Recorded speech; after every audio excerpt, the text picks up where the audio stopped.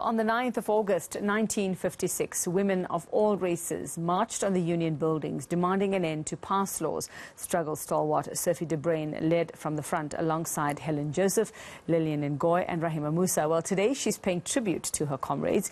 eNCA's Govan Whittles is at the Nuclear Cemetery in Johannesburg. Govan, a very good afternoon to you. And of course, this must bring back many, many memories rushing back for my Sophie. Good afternoon, Yvette. Unfortunately, I can't seem to hear you. Clearly a technical difficulty, but let's get straight into it. With me, I have ANC Women's League leader, also the head of elections for the ANC, Ms. Nomvula Mokonyane. She's here at the wreath-laying ceremony at the gravesite of Mama Albertina Sisulu. They've just come from the gravesite of Mama Rahima Moosa as well. And it's a celebration of Women's Day and the role of women in the South African struggle. Ms. Mokonyane, just from your perspective, what's your assessment of the state of women's struggle in South Africa? The struggle for the women's emancipation continues. There's still a lot to be done, but of importance, we have all gained universal suffrage, which is the right to vote, all of us South Africans, irrespective of race, color or creed. However, the journey towards a non-sexist South Africa is far from being realized. Not only in South Africa, but even within the African National Congress. We do believe that there is a lot that we have to deal with. Patriarchy, misogyny, and male chauvinism that finds itself in different forms.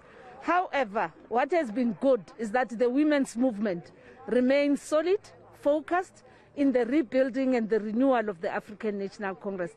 And what is of importance here today is about remembering those that came before us, the women of 1956. And the last point here was with the family Albertina and Walter Sisulu gravesite. We are all led by Auntie Sophie de Bruyn, the remaining of those that were in the leadership that went to present the memorandum to Stradom in 1956. So there's still a lot. We see the economy. The economy continues to be male, continues to be white-dominated, and continues not to focus more on equal pay for equal work. And that is one of the things that we definitely have to deal with. The second one is around the rural and agrarian reform, something that is quite important because even now in 2021, majority of women find themselves going to bed without a meal. Majority of them are found in the rural areas of our country. And we definitely need to make sure that infrastructure such as roads, water, supply of electricity becomes things that are not demanded, but things that there is hope that they will be delivered. Lastly, the status of education, the quality of education and access to education. Great strides have been made. However, a lot still needs to be done, starting at the early childhood development age up to the tertiary, including just the skills revolution. And these are the things that the women's struggles of today are focusing on, because indeed we have political freedom. However, we still are faced with femicide.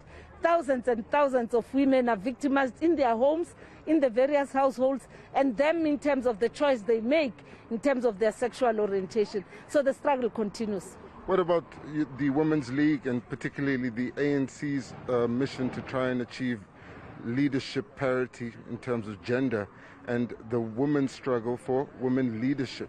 Within the ANC, it appears to have been taken a setback with no female leader emerging to contest for the presidency, whereas in 2016 that was an anticipated reality. How has that struggle been going for leadership of women? The ANC in its own character is a very conservative organization. The woman was celebrating this year, Charlotte Maxeke, who came before the women of 1956, actually rocked the boat in one of the meetings of the South African National Native Conference, which is the organization prior to the ANC, in 1902, where men were gathered in Queenstown. Charlotte Maxeke invaded that meeting and said, "Is this meeting a meeting that has got objectives about us? what is the purpose of this meeting? Are women allowed to be in this meeting? Yes, the ANC has adopted the policy of gender parity. But if you go and check where those women are who were put before we came into the new administration of local government, some have been removed and they are replaced by men. Some have been told that they are not ready. Some have actually been made to withdraw, even as they are nominated, including this time, as we are preparing for the coming local government elections.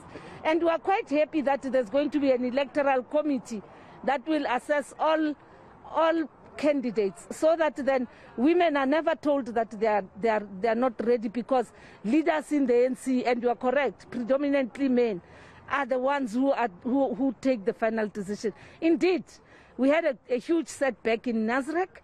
I was one of those who vouched for a woman president for the African National Congress. We now have a president of the ANC, and we now have one of the best cadres of the movement leading the Department of Cooperative Governance and Traditional Affairs, a disciplined member of the ANC who has remained, albeit the outcomes in Nasrec, remained to be part of the collective. But the struggle to have the ANC led by a woman is not over. It is a principle. A principle never ceases to exist. So not only in the ANC, but reality is what you find in the ANC is what comes from society. So we must have a society that has come to terms with the fact that women can be in the leadership position and women are capable just as any other person is capable. Reports coming in this morning that the home of the Deputy Secretary General, Jessie Duarte, had been burgled and her security has been beefed up. Can you confirm that that's happening? What's your response to the apparent targeting of her? The harassment of Comrades Jessie is something that has to be condemned. To me, she's my Deputy Secretary General, but she's also a sister, somebody I'm holding her hand tight to grow in the movement, to learn in the movement. It is unfortunate what is happening, and again, it is something that is, from where I'm seated, it's something that can only be done by men who are dealing with their own insecurities and men who are threatened by the capability of this woman. She's doing a great work. She has nobody else, but she's holding the fort in the political administration of the ANC alone. And I think all of us, not only women, the entire ANC must rally behind Comrade Jessie Duarte and reaffirm the fact that she is now the one who's holding the fort in the office of the Secretary General for this great organization. And let's hope that authorities will assist in dealing with those that have threatened her life or are making attempts in terms of entering her house illegally. Thank you so much. That's Mama Nomvula Mokonyane. She's the head of the ANC's elections, also a leader of the ANC Women's League. Pardon me, head of the ANC organizing, also a leader of the ANC Women's League. Some strong comments and confirmation of that attempted burglary at Jessie Duarte's home.